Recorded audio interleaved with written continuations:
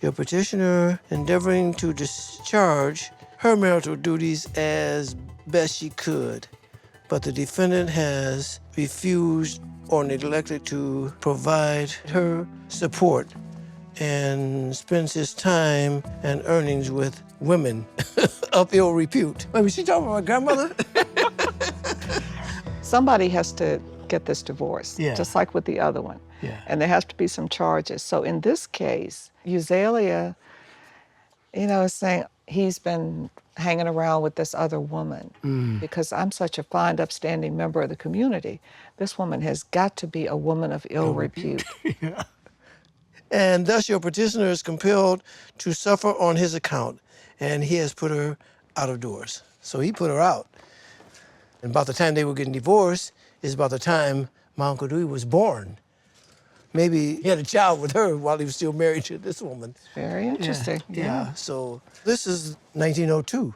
He had divorced my grandma in 1914. But in 1910, on the census for Shelby County, Tennessee, he was not in the home with my grandmother or the children, my mother and her siblings. So I'm just still curious as to where he was. Okay, let's just kind of move to the next set of documents. Okay. So we're in 1910 again. Right. This is from the city of Birmingham? That's in Alabama? Yes.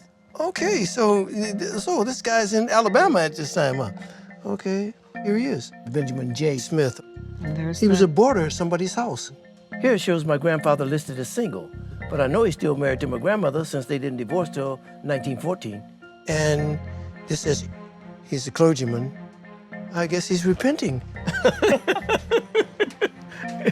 But this says that he is employed at a church. Well, that's where he was, and he was in Alabama preaching.